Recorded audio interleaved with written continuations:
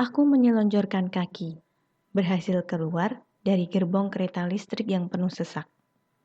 Keadaan di dalam kereta listrik tadi begitu membuat penat.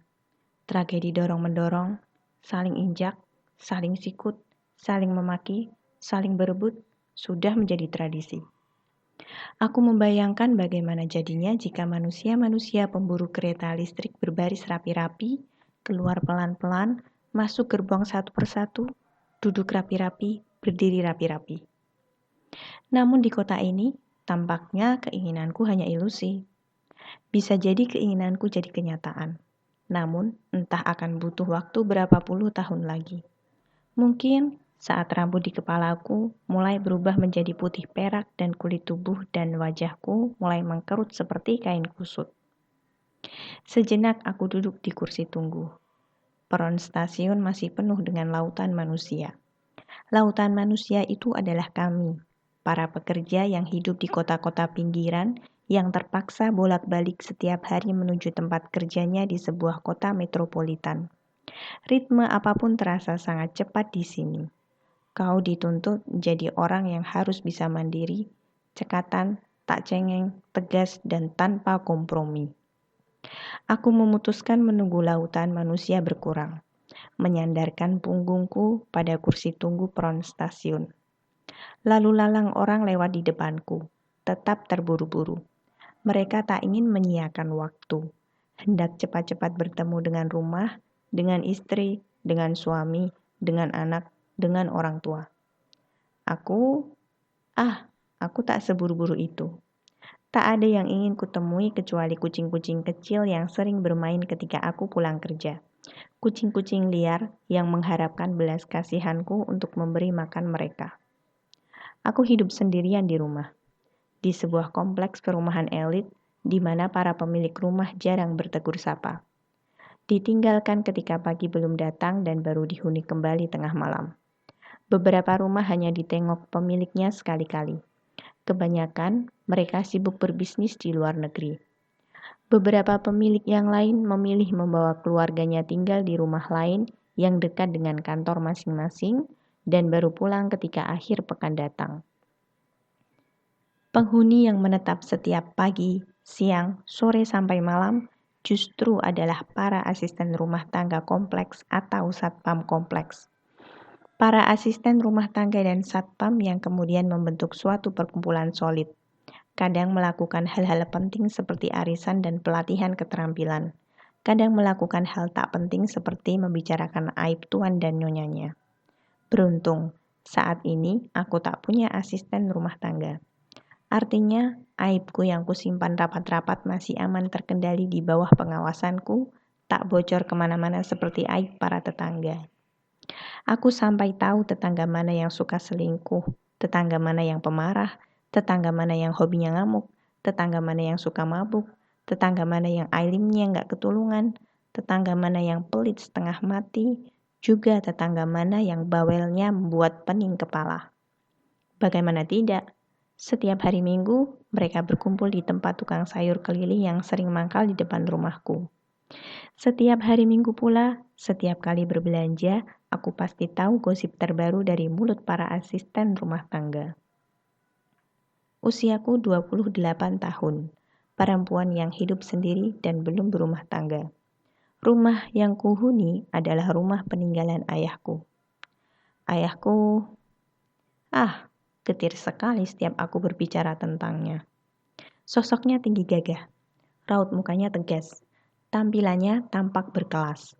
Sebagai ayah, dia selalu memenuhi kebutuhanku, anak perempuan semata wayangnya. Ya, aku anak satu-satunya ayah. Ayah, dia sosok yang selalu menginginkan apapun yang terbaik untukku. Selalu. Dia carikan aku sekolah terbaik di kota ini. Dia selalu mampu mendengar cerita-cerita tak penting yang kerap terlontar dari mulutku. Ayah tak pernah memarahiku, sebab aku tumbuh menjadi anak yang baik untuknya. Itu sebabnya aku bersikeras memilih ayah yang memenangkan hak asuhku ketika bercerai dengan mama saat usiaku 15 tahun. Mama selingkuh dari ayah di usianya yang ke-35 tahun. 7 tahun kemudian, ayah baru mengajukan gugatan cerai kepada mamaku. Mamaku memang menarik. Tak heran jika banyak lelaki yang masih tertarik kepadanya meski usianya sudah tak muda lagi. Sudah memiliki suami dan seorang anak. Ditambah lagi, tubuhnya yang sintal dan kerap berpenampilan seksi tentu saja mampu mengundang birahi para lelaki yang bukan suaminya. Ayahku sering memarahi mama ketika itu. 1-2 hari, mamaku mendengarkan apa kata ayahku. Di hari ketiga, seakan ayah tak pernah memarahinya. Mama bertingkah lagi. Begitu seterusnya yang kuingat. Di usiaku yang ke-8 tahun, mama terang-terangan membawa seorang lelaki muda ke rumah saat ayah sedang keluar negeri. Selama beberapa hari lelaki itu tinggal di rumahku, ia kerap memberiku hadiah yang kusukai. Aku yang masih duduk di bangku kelas 3 SD saat itu tak mengerti apa yang sedang terjadi sebenarnya dengan rumah tangga kedua orang tuaku. Aku diam saja ketika diberi hadiah lucu-lucu. Aku diam saja ketika lelaki itu mencumbu mamaku di hadapanku. Aku diam saja. Aku tak pernah bilang apa-apa kepada ayahku tentang peristiwa itu. Mama selalu mengancamku. Aku tak punya kenangan baik dengan mama. Aku hanya melihat topeng ketika berhadapan dengan mama. Ketika aku melihat teman-temanku terlihat bahagia ketika dipeluk ibunya, aku merasa tertekan ketika mama pura-pura memelukku sayang di hadapan teman-temanku. Aku kerap muak dengan tingkah mama, padahal dia mamaku. Aku sungguh tak ingin dicap sebagai anak durhaka. Tapi, apa yang harus kulakukan ketika orang yang menyakiti hatiku justru adalah mamaku sendiri. Mama yang dengan terang-terangan mengkhianati lelaki yang kusayangi, ayah. Tepat di hari ulang tahunku ke-15 tahun, pengadilan memutuskan perceraian ayah dan mama. Sejak saat itu, mama meninggalkan rumah, pergi entah kemana. Dia tak pernah menghubungiku, aku pun tak pernah menghubunginya. Sedang ayahku, aku tak tahu apakah ayah berusaha menghubungi mama atau tidak. Ayah bertahan sekian lama dengan sifat mama yang aku sendiri tak mampu menolerirnya. Sebegitu sabarkah ayahku? Aku sendiri, komunikasiku bersama mama tak pernah berjalan baik selama kami hidup seatap. 13 tahun berlalu sejak perceraian kedua orang tuaku, aku telah mengubur dalam-dalam luka yang digores dalam oleh mama. Aku menyayangi ayahku. Sungguh aku menyayangi ayahku. Ayahku, sungguh getir aku menceritakan tentangnya. Puluhan tahun ayah membesarkanku dengan kelembutan. Lebih lembut dari mamaku yang tak pernah kurasa memperhatikanku. Ayahku tegas mengajarkan ibadah kepadaku, memasukkanku ke tempat mengaji di masjid kompleks. Meski hanya segelintir anak yang rajin, ayah selalu menyemangatiku untuk tak lelah belajar. Ayahku yang justru memahamkanku ketika puber pertama datang melanda kehidupanku. Ayahku yang membantuku mengatur gejolak emosi ketika pertama kalinya aku tergila-gila pada lelaki tampan teman sekelasku. Semestaku berakhir kepada ayahku, ayahku, dan ayahku.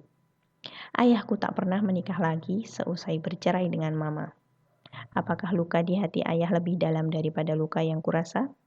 Ayah tak pernah menceritakannya kepadaku. Di mataku, ayah selalu terlihat baik-baik saja. Dia tak pernah menampakkan kesedihannya. Sedikit pun tak pernah. Ayah selalu memintaku memaafkan mama. Katanya, seharusnya di hatimu adalah ibumu, ibumu, ibumu, baru ayahmu. Maafkanlah mamamu, nak. Meski dia sudah sedalam itu melukai. Aku menyipitkan mataku, menahannya agar tak meneteskan air mata di hadapan ayah. Dari ayah aku belajar menahan diri. Dari ayah aku belajar tegar. Jangan hidup menyimpan dendam. Berdamailah dengan dirimu sendiri. Itu kata-kata terakhir ayah sebelum berpamitan denganku. Hendak pergi bertugas ke luar negeri katanya. Urusan bisnis kantor yang tak bisa ditinggalkan. Ayahku tak pernah membicarakan urusan kantor di rumah. Aku mengaguminya karena hal itu. Ayahku mampu menempatkan diri bagaimana bersikap di kantor, bagaimana bersikap di rumah. Bagiku, ayahku adalah sosok ayah ideal. Aku beruntung memilikinya. Apalagi yang kuinginkan selain memiliki orang yang benar-benar menyayangiku seperti dia. Ayah mengajariku untuk menjadi sesosok perempuan kuat dan tidak cengeng. Ayah mengajariku mandiri. Ayah mengajariku bagaimana menjaga diri seharusnya. Ayah mengajariku menjadi perempuan pantang menyerah. Ayah mengajariku menata hati setelah perceraiannya dengan mama. Ayahku sekaligus mematahkan hatiku lagi berkeping-keping. Malam kedua setelah ayahku pergi ke luar negeri adalah malam ulang tahunku ke-23 tahun. Tepat menjelang tengah malam, sebuah nomor telepon berkode area kota metropolitan menghubungiku. Aku masih terbangun malam itu. Nomor asing. Sejenak aku ragu untuk mengangkatnya. Sedetik kemudian aku sudah mengangkatnya. Halo, sapaku pelan. Suara di seberang tampak tenang. Suara seorang lelaki. Dia menyebutkan namaku, kemudian menyebutkan nama ayahku, kemudian menanyakan hubunganku dengan ayahku, kemudian masih dengan nada bicaranya yang tenang dan disampaikan dengan pelan. Suara lelaki di seberang berhasil membuat wajahku pucat pasi. Entah sepucat apa. Anda bercanda kan? Suaraku serak, hampir tak kedengaran. Ayah saya di luar negeri. Suaraku tercekap, berhenti di kerongkongan. Air mata mulai membasahi pipi gembilku. Tidak, ayah Anda sudah meninggal. Sekarang beliau ada di ruang jenazah rumah sakit. Nama rumah sakit yang disebutkan seorang lelaki di seberang kemudian hanya terdengar samar-samar. Malam itu juga aku pergi ke rumah sakit sendirian. Seorang laki-laki yang bersuara sama dengan suara lelaki di seberang telepon tadi menyambutku. Dia memperkenalkan diri sebagai seorang polisi. Malam itu, dia menyampaikan sesuatu yang membuat semestaku runtuh seketika. Ayahku ternyata seorang broker narkoba. Sudah lama ia menjadi buronan. Malam itu, polisi berhasil menangkapnya ketika berusaha menyelundupkan barang haram itu dari negeri seberang. Sayangnya, ayahku melawan membabi buta. Polisi terpaksa menembaknya. Ayahku tewas saat itu juga. Aku patah hati untuk kesekian kalinya. Ayahku yang kukagumi ternyata yang mematahkannya. Semenjak peristiwa itu, aku tak tahu lagi harus berbuat apa. Studiku yang hanya tinggal menulis tugas akhir aku tinggalkan.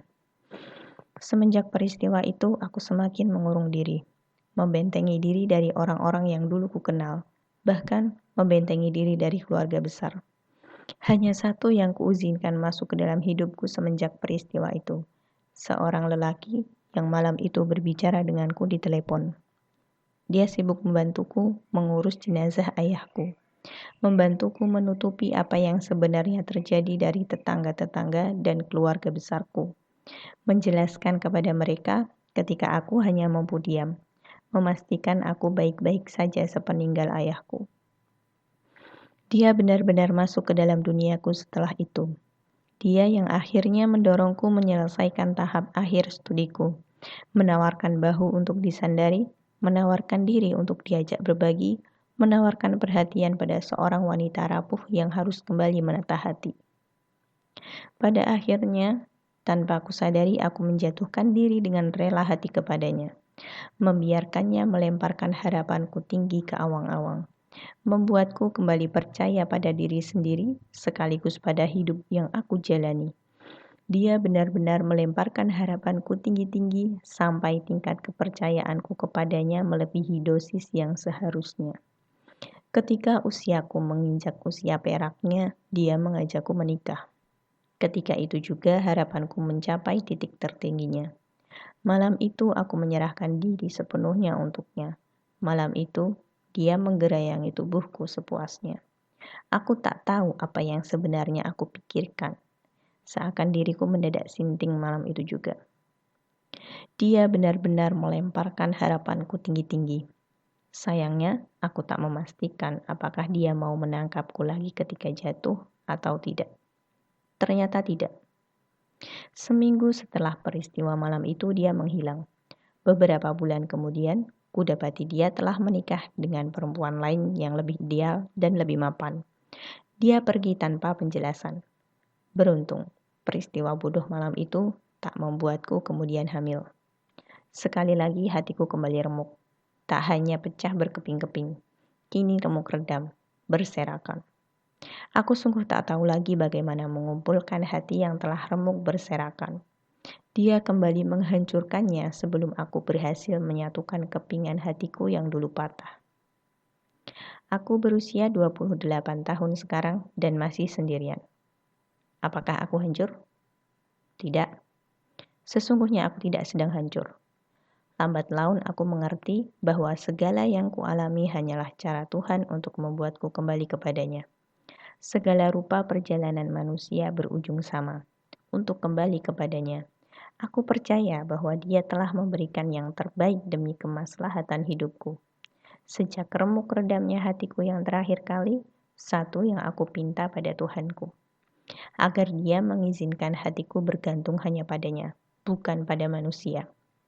Seorang Kartini pernah berkata, banyak hal yang bisa menjatuhkanmu, tapi satu-satunya hal yang benar-benar menjatuhkanmu adalah sikapmu sendiri. Jangan mengeluhkan hal-hal buruk yang datang dalam hidupmu. Kamulah yang bertanggung jawab telah membiarkannya datang.